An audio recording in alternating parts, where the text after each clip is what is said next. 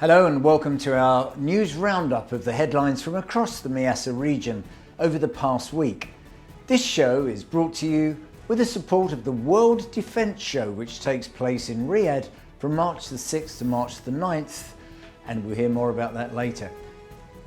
Qatar Airways has become the launch customer for the Boeing 777-8 freighter with a firm order for 34 jets and options for 16 more, a total purchase that would be worth more than $20 billion at current list prices and the largest freighter commitment in Boeing's history by value. Deliveries are expected in 2027 and Boeing says the new type has a payload capacity nearly identical to the 747-400 freighter, but enjoys a 25% improvement in fuel efficiency, emissions and operating costs. And there was an interesting twist there too.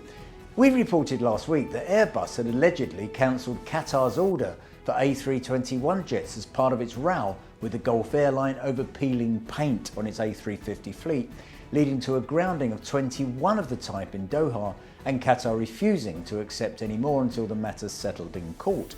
Well, Qatar added to its freighter order with a whopping almost $7 billion order for 25 Boeing 737-10 MAX narrow bodies, the competitor to the A321, with options for 25 more. In more good news for the MAX program in Addis Ababa, Ethiopia flew a MAX for the first time since the tragic crash in 2019 that led to the entire global fleet being grounded. Ethiopian CEO Tewolde Gabriel-Mariam has pledged to be among the last to return to the skies until it had been proven beyond doubt to be safe to do so.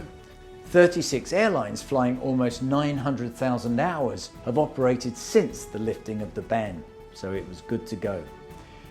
Bahrain, the first nation in the world to operate the F-16 Block 70 fighter jets, is to receive new flight simulators for the type. Developed by Lockheed Martin to train pilots for national defense missions under a new agreement approved by the US government. The Kingdom was the first Gulf country to fly the F-16 and will now have a fleet of 16 of the new Block 70 type. Jazeera Airways has achieved a new milestone as an approved training organisation certified by Kuwait's Directorate for Civil Aviation. This will enable the airline to conduct training programs for pilots and cabin crew from its headquarters in Kuwait.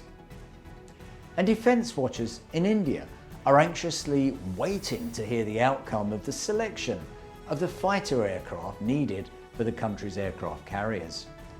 Global Data reported this week that it's the Boeing FA-18EF Super Hornet which is emerging as the top contender to supply the Indian Navy with 26 of the multi-role carrier-borne fighters. Just watch this space for that announcement. And finally, a reminder that February the 10th is the deadline for registration for that World Defence Show, where interoperability is one of the key drivers at the show.